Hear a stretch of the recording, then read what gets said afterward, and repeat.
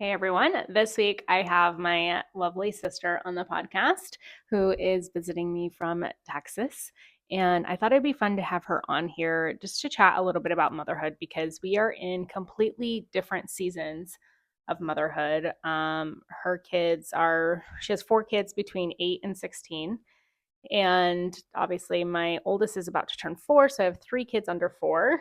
And um, I just, she's such a great support system. And I just wanted to talk about the different seasons that we're in and a few other things. So thank you so much for coming on the podcast. You bet. My pleasure.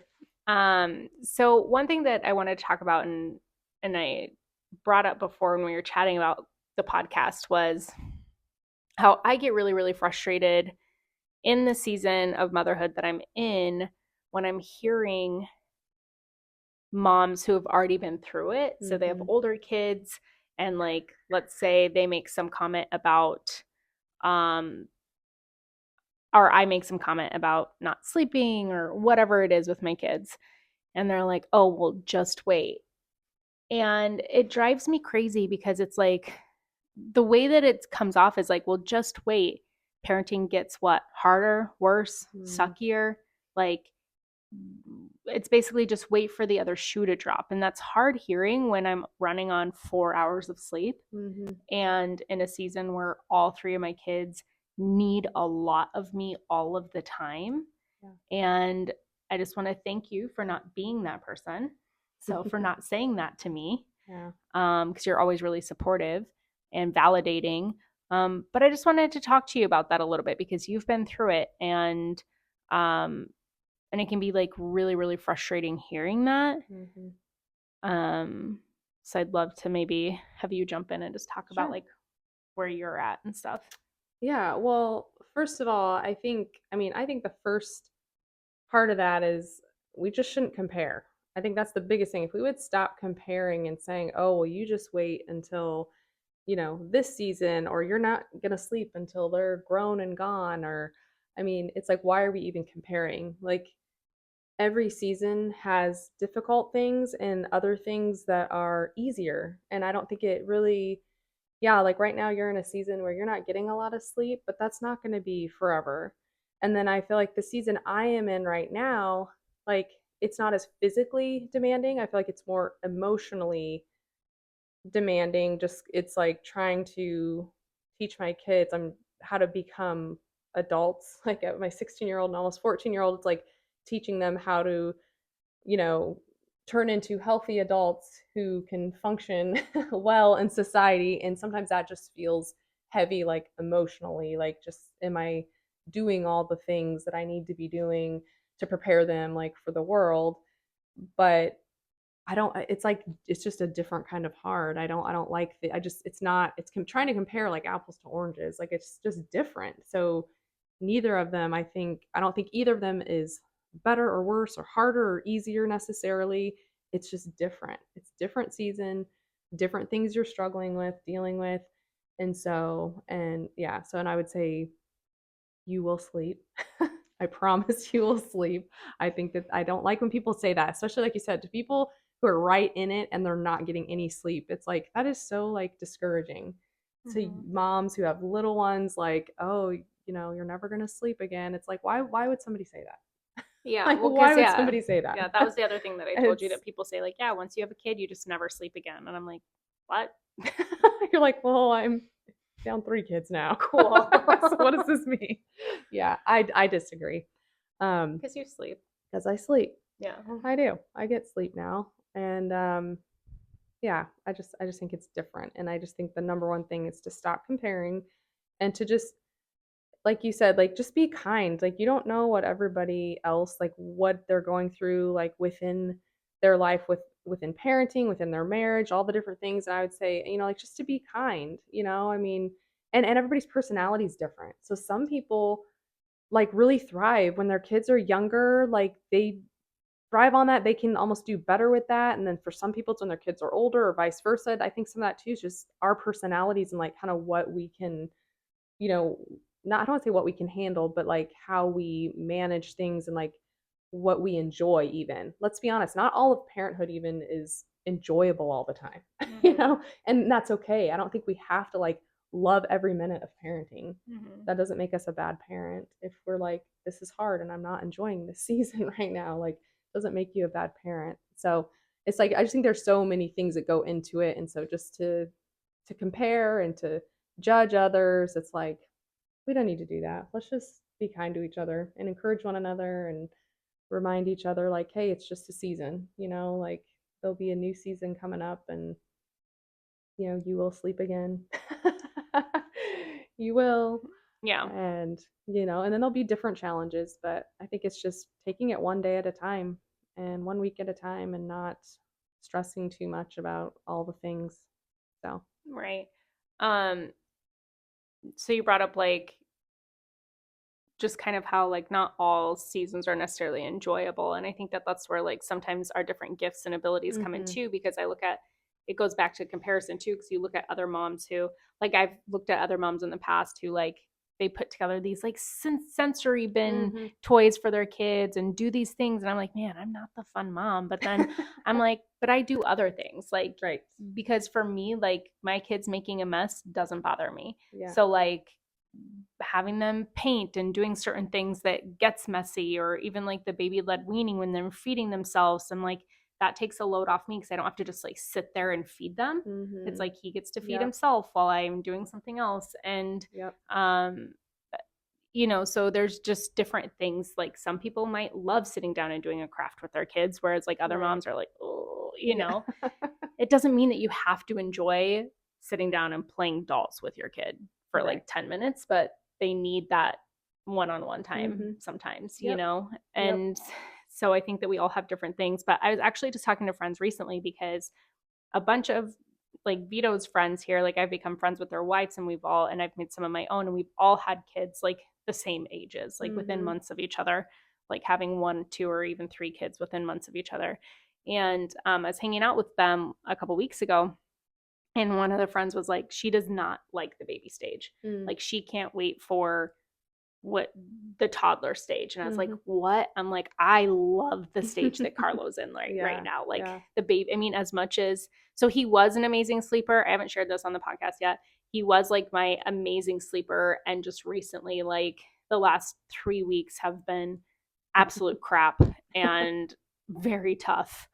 Um, and I mean, he got 4 teeth within a month, and there's one There about to you come go. through again. And yeah, but it's been very, very tough. So, but one of my friends was like, no, I do not love the baby stage. And I've heard a lot of other people say that Mm-hmm. they love it when they're 2, 3, 4, and other people like it when they're like a little bit older. Um, I love the baby stage. I think once they get a little bit toddler and they start like sassing off, that's like when it's a little bit harder for me. Yeah. Did you have a favorite stage so far? I think each new stage we get into is becoming my favorite stage, actually.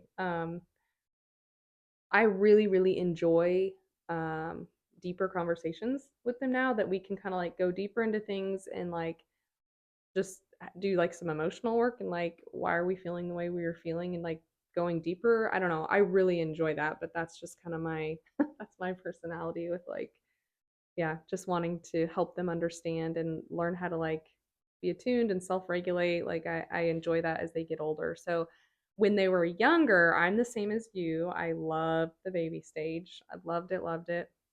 I would say for me, the hardest stage so far has been probably from like 2 to 5.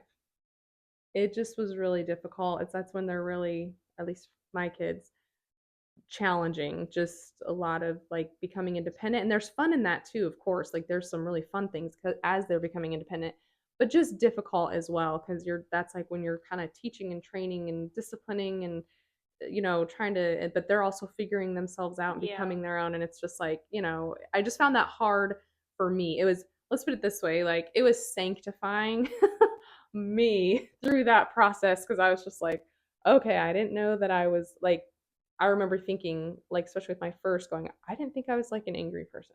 Yeah. And then going, I kind of feel like I felt more like anger bubbling up or just feeling frustrated easily and thinking, why, what's wrong with me?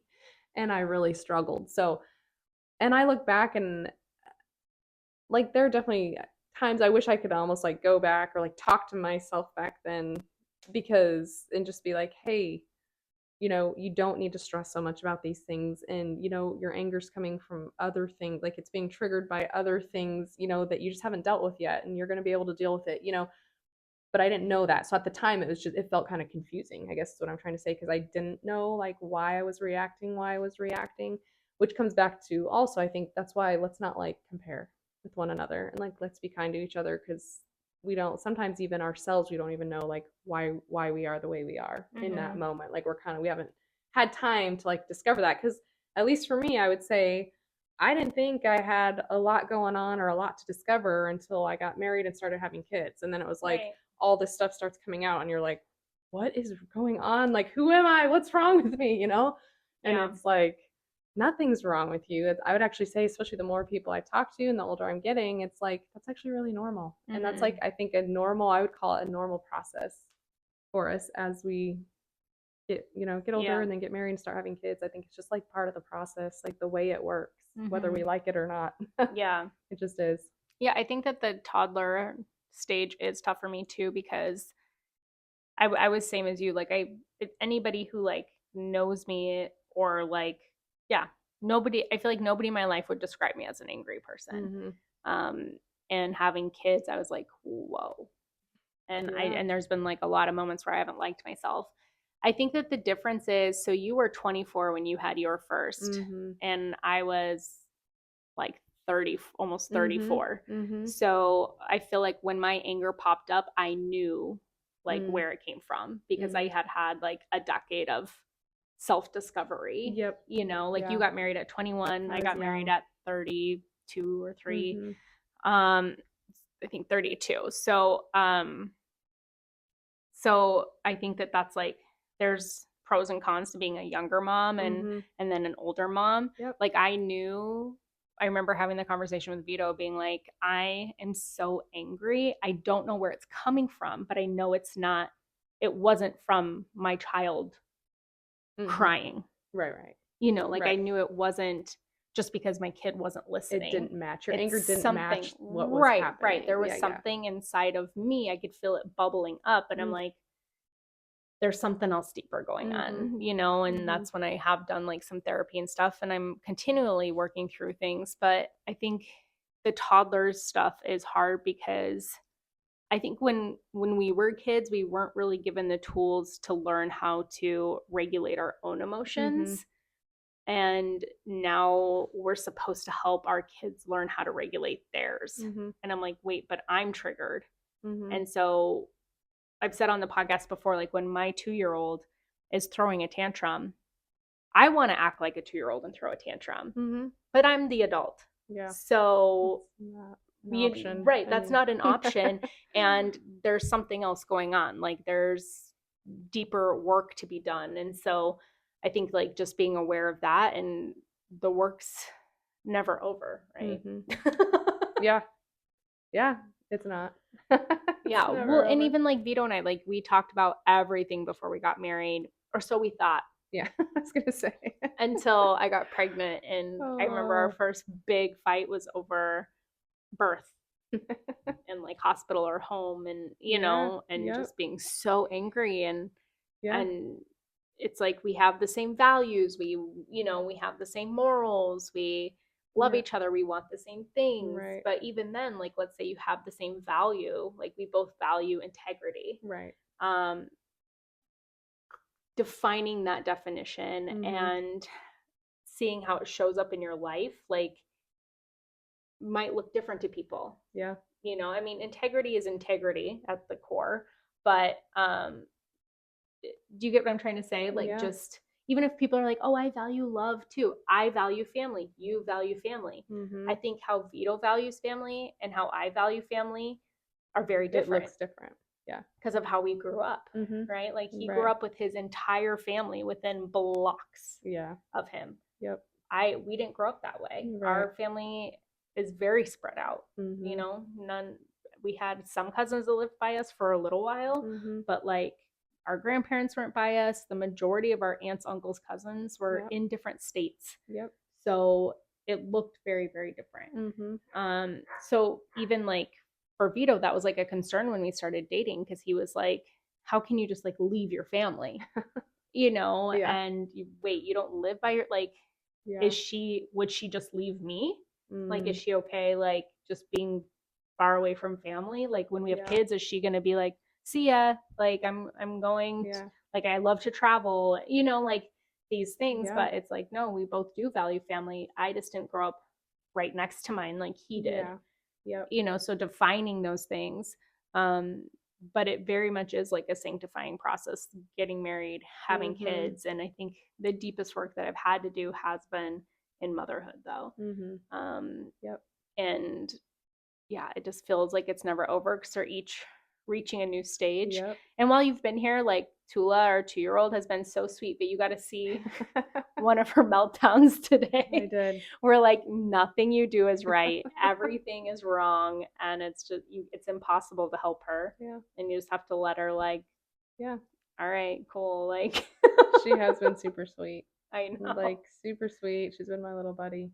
Mm-hmm. And yeah, we did see that today, but I still feel like that's so normal. Like when I like Yeah, it it doesn't is. phase me. I mean, because I'm just kind of like that's typical toddler. Like they have their moments where it's just like, no, I'm gonna do it my way. Hold on, I need you, but wait, don't touch me. But Right, right. and she's just figuring it out, trying to be Mm-hmm. her own independent self, but still realizing like, wait a minute, I still do need mom. Right. Well, like, I remember reading about how, like, so this stage is so hard, because you're saying like in between like 2 and 5, Mm-hmm. because that's also where Vito read this great book that talked about like the power struggle. Like, Uh-huh. kids are trying to figure out like who holds the power in the relationship, Mm-hmm. and they're trying to figure out, just their role, and what can I get away with, what Yeah. can't I, if I push this button, oh, I do, or if I, they're very Mm-hmm. much learning. Yep. And they have a ton of emotions that they don't know how to process yet. Mm-hmm. I mean, there's emotions I don't know how Yeah. to process yet. Yeah. um and I think some of the, so I remember reading one thing that said, your your kids do this with you because they feel safe Yep. with you. Mm-hmm. And also they say that with how moms usually see it way more than like dads. So if Mm-hmm. dad's gone at work all day and then he comes Yep. home, they're like, what do you mean, the kids are being great, and it's Yeah. like, your mom or the primary caregiver is their safe space. Not that they Mm-hmm. don't feel safe in front of their dads, but Right. like, as a general rule, like, you're their safe space because you're the constant Yep. that they're going to be pushing all the buttons with Yep. you. So it's so easy, like when Vito gets home, for me to be like, your turn. Yeah. Tag, you're it. But I've also like, I've realized that communicating with him too, like there was one day that it was a really, really rough day, and this Yeah. was quite a while ago, and I wasn't the best version of myself. And so I knew she was still going to be whatever she was, Yeah. like, when he got home. So I just texted him and I was like, hey, I need you to come in with a lot of compassion, Mm. because I yelled at her a lot today. Mm-hmm. And later he was like, thank you so much for that text, because he probably would have came in and been a little bit harder on Yeah. her. But I'm Yeah. like, I need you to be really compassionate with her, because Yeah.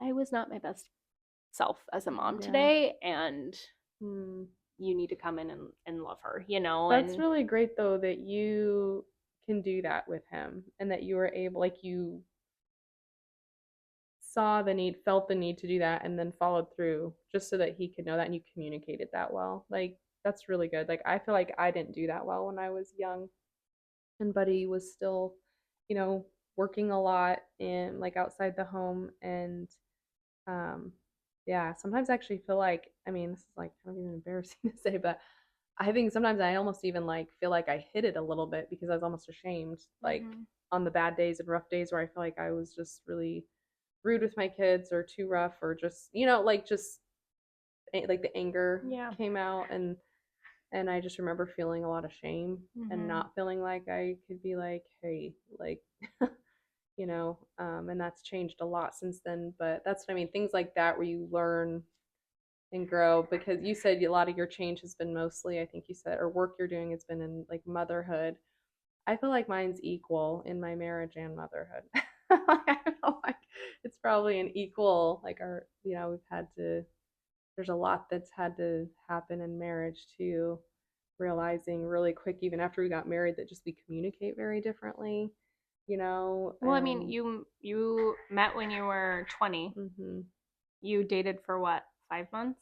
no, we met, got engaged and married within a year. Right, right. So yeah, Yeah, it was yeah. fast. Yeah, it was fast. Yeah, Right. And you and were we didn't so live in the young. same City, city, state, state even. state. You didn't even live in the same Yeah, state. yeah, So yeah, similar to me, we moved to different yeah. states for the guys that we love. Yes. Um, whereas like Vito would be like, that's insane.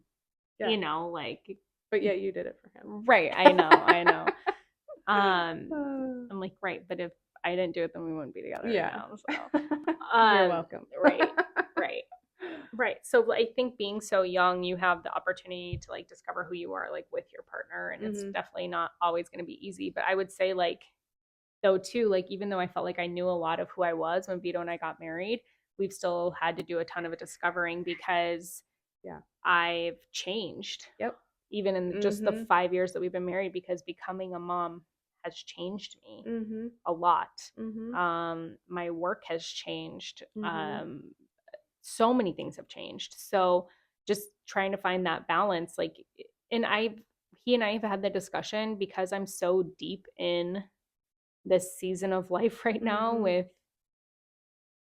an almost 4 year old, a 2 year old, and an 8 month old that like I feel bad for him sometimes. Like I tell him I feel like I did like a bait and switch on him because like I'm Mm. not the same person. Mm. Like I can't give what I gave to him Mm. 5 years ago. Like I just don't have it in me. Yeah.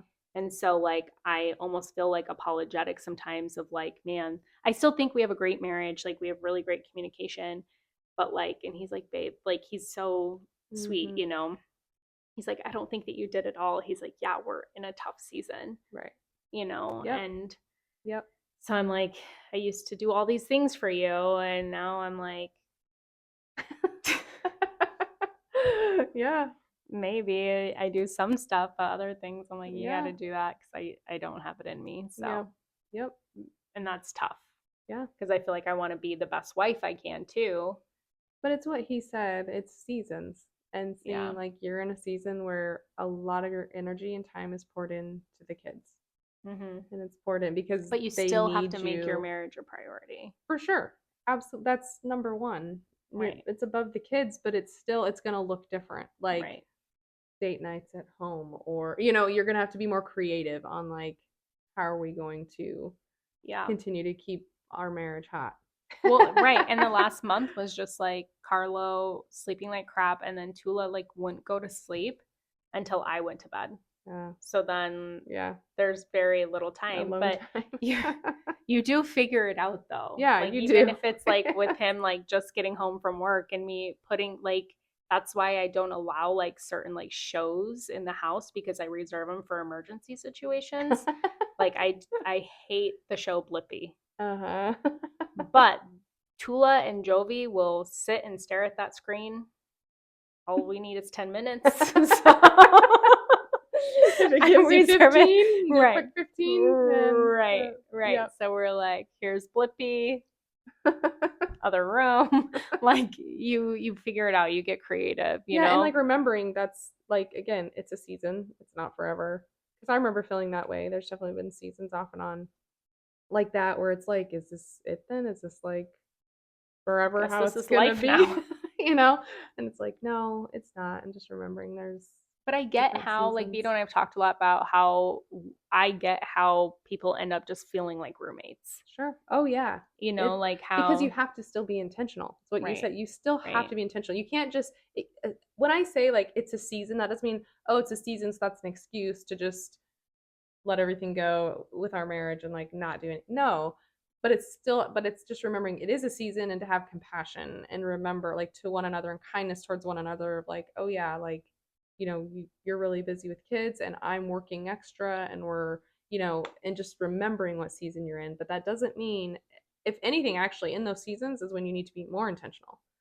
Like Buddy, when our kids were really little, Buddy was working full time for a company, and then he was starting his own business on the side, and so he would work from 8 to 5. He would come home from about like 5:30 to 7:30. He was with the kids and I eating dinner, helping me get the kids down. And then he would go to the office and work till like 11 o'clock at night. And after a little bit, I don't know how long that went on, but I was like, we have to do something. I was like, I can't, like, I never see you. Like, this is just getting, I don't know. And so we were like, we called them we nights. And it was like 2 nights a week where he did not do his other job. It's like, no, you have to pick 2 nights a week where when you come home, once we get the kids down, it's you and I for the evening. And it's like things like that. We had to like talk about it though and come into agreement and be intentional. Like what works for you and what are both of our needs and what works for both of us. Because if we didn't do that, like I wouldn't have seen him hardly at all. I mean, it would have just been, and especially no like alone time and just being able to like talk and be together or sex or I mean, it would just been like, okay. Right, And right. I like to me that's just not okay. Like I need like a deep connection like with him, like just to know that he's still with me, like we're on the same wavelength, like Right, right. and then I'm like, okay, we're good then. So for us, it was like in that season, we had to be really intentional. And I was like, no, 2 nights a week where you're not working the other job, so that we have time together. Because I can see, like you said, they would be so easy to drift apart, and just then it would just be like, oh, I could have easily just been like, oh, I'll just enjoy my evenings by myself. Mm-hmm. I'll Oh just yeah, binge on totally. shows and have Yeah, my snack and do whatever I want. make it about me. But like over time, like long term, that's not healthy and it Right. wouldn't have been fulfilling like in the long run, Mm-hmm. you Yeah, know? So right. I don't remember who was saying it. I think it was like a comedian on something I saw. He said his marriage advice was to watch shows together. He's mm, like, because I see so many couples now that, like, at the end of the night, she watches her thing, whether like in a yeah. different room, on an iPad, whatever, and he watches his thing. Like, they don't watch TV together. He's like, pick a show to watch together. Yeah, Like, we have that. yeah. So that I don't feel like Vito and I do. But we every once in a while we do. But that is just something that like you can do together, Mhm. and look forward to do. But it definitely is hard. Like I see how people become roommates for Totally. sure. And it is Yeah. way more than just trying to find time to have sex quickly Totally. here and there because like we've been in that season of where I've had to tell Vito, I'm like, every time you touch me, like it doesn't always have to lead to something Sure. or like you only touch me because I know you want to get it on. Like Mhm. just like give me a nice hug Mhm. and which we are both very affectionate people, Yeah. but You it's guys like are matched well in that area. yes, Yeah. but like I want intimacy without always having to be Yeah. intimate, Sexual. Yeah. so Mhm. it's like I just want to cuddle without it leading somewhere sometimes. But it actually has more lately because we're so tired. Yeah. So the other We'll night just he's like, we'll "You just just want to spoon. like cuddle," and I'm like, "Yep," and we're just like out, Mhm. like snuggle and Yep. stuff. But I mean, it is hard when marriage like has to shift because I think that that's also a transition for the men because their roles kind of stayed the same because we're Mhm. both kind of more in like a we're both in marriages where it's kind of more traditional like the our husbands are the Main bread. primary Mhm. providers and we're at home with the kids Mhm. and so their job hasn't changed, their Right. stress level has Yep. because now they have kids to provide for too, Right. like where it's like Vito described it to me, he's like before like I knew like if I died you'd be fine, Sure. you'd figure it out. But now Mhm. we have kids and Mhm. you need to take care of them. Mhm. And like Provide for them. it's Yeah. different. Yep. So theirs does change, but like they're kind of like this constant while we are changing. Yeah. And so I'm sure that like that's such a hard like a transition for them too Sure. that's just like not talked about as Yeah. much because like I feel like you and I in relationships are both kind of like we like to take care, Mhm. We're like caretakers. yeah, Yeah. I'm a giver. I'm a giver. What can I And say? what can I say? So I'm sure, like when we just like are doing everything for our man and then we have a kid and I'm like, get it yourself. And they're like, wait, Wait, what what? just happened? But also we married guys who are very I was just helpful gonna and involved say, as yeah, well. But it still has to be a yeah, transition of where yeah, I could see how as a man it'd be like, what about me? yeah, Like, yeah. we're so busy with all of the kids from morning to night, Mhm. and Yeah. how it could easily be like, because Vito described that like after we had Carlo for a while, he was like, is everything okay? And I'm like, yeah, what do you mean? And I know, he texts me. He even texts me. He's like, "Is Liz okay? Did I do anything?" he was like, are we gonna be okay? I'm like, what are you talking about? You're like, And then he "I was have a like, well, newborn." he's like, I think just he's like, you weren't hugging me because we are affectionate. He's like, Right. you weren't just like hugging me anymore. You weren't even like touching me. And Oh. he's like, but you also had a bait. You were getting all your snuggles from Carlo. Oh, yeah, yeah. Like Yeah. I was getting oxytocin and all this Yeah, stuff yeah. going on. And he gets home and I'm like, what up? And he's like, You're like, "I've been touched enough today. Thanks." yeah. And he's like, I haven't been right. No, I actually really don't get touched out, but I just didn't think about it, Yeah. Yeah, just wasn't on your mind. and Yeah. so it was different for him because normally I'm all over him, Mhm. when he I walks in the know. door. Yeah, I know. We're Yeah. affectionate people. We are different than you and Buddy. We are affectionate, but not as much as them. So I have felt judged. By us? Yes. Yeah, I know. We judge everyone though. I know. It's fine. Nobody's as affectionate as we are though. Like in any of No. our families, like No. we're always. Vito and I always say I don't think I've never seen his siblings kiss. Oh, really? Okay. Maybe once or twice. Okay. His Yeah. parents are more affectionate than Yeah. any of the other kids. Yeah. I've seen you and Buddy kiss Yeah, it's funny. a I couple think we times were like maybe. hugging or snuggling or something, and Vito's like, "Whoa, I've never seen." He's like, "Whoa, Whoa, calm down, I guys." need to get a room. Yeah. No, but it was funny because just the other day we were walking into church and Buddy and I were holding hands, and our pastor was outside, and he's like, "Whoa!" He's like, "I don't think I've ever seen you two hold hands," and I was like, "What?" I was like, "We hold hands all the time." So I don't know. And Vito and I I think a fall lot of asleep it's holding hands every night. yeah. So. Well, that's definitely not me. We're definitely let's each roll over like it's like snuggle and then Yeah. yeah. But it was just funny because I'm like, I don't. It's definitely not intentional. Like, I don't know. Again, I guess it just works out. I think we're a good match. Like we both, it's like the right affection for each other. Yeah, for sure, for sure. But yeah, just this season, it's just been really nice. I feel like you've been such like a constant in my life though, because whenever I come to you with my stuff, you're so validating. When I do talk to other people and they're like, "Oh, well, just wait," or Mm. big small people, small problems, bigger kids, bigger problems. And I'm That like, just makes me so frustrated. Like it's just you saying that. I'm like, who really says that? small kids, So small problems. Like the first 6 months of my kid's life, I'm always terrified they're gonna have SIDS or you know what I right. mean? Like there's so many You're things like that can they're go depending on wrong. me to stay alive. Like literally, like every single thing, Yeah. it's insane. There's so many things that can go wrong. The majority of the time it doesn't though. Right. We Totally. are way anxious, we overthink a ton, Right. and there's only so much you can do, Right. So Right. there's I get that problems change, but like you said, it's just different. And Different. so it's always so validating talking to you. You've been such a great Aw, listener I'm and a glad constant in my I life. validate you.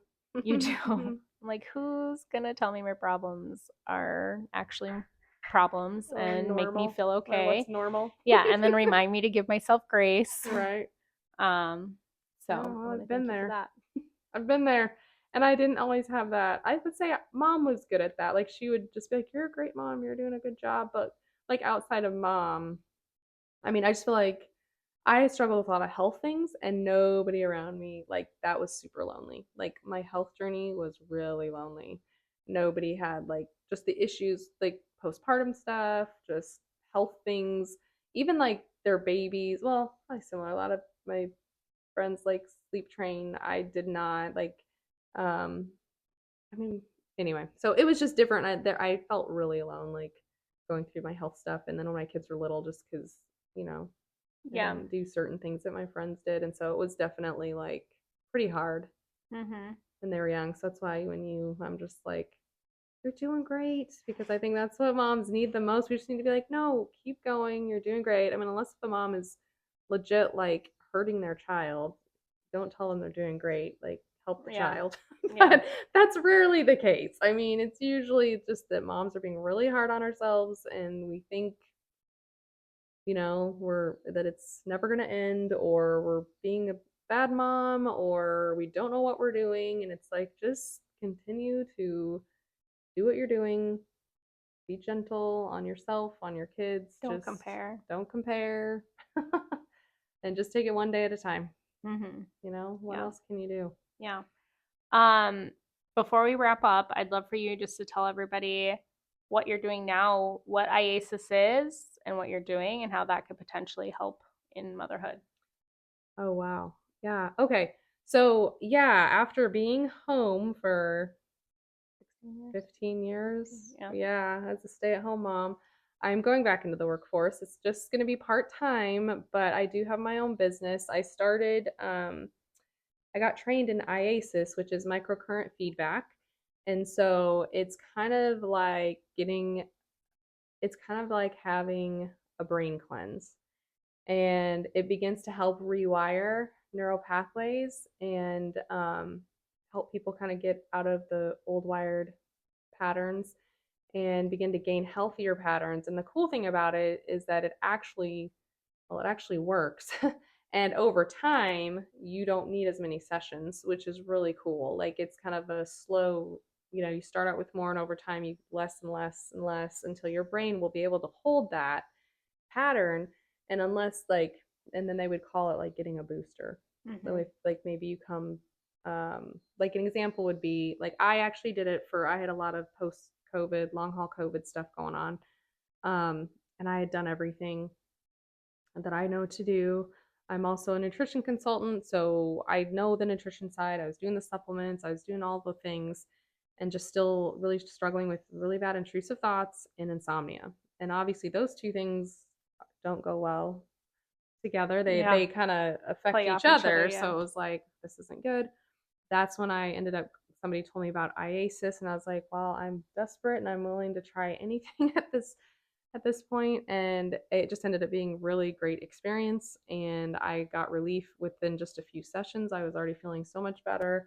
And so but it ended up really working in areas I wasn't even going for, which is what was cool. It was like my husband was even like, wow, like I've seen a difference in just the way that you're communicating with me, or just different things. He's like, you're just like more like calm and like steady. And I was like, really awesome. And so it's just been cool to see different results that other people can see that maybe I'm not even as aware of. And so, but I got hurt. We went to the batting cages for my 40th because I was like, I was an awesome softball player. Let's go for my 40th. I'm gonna go, whatever.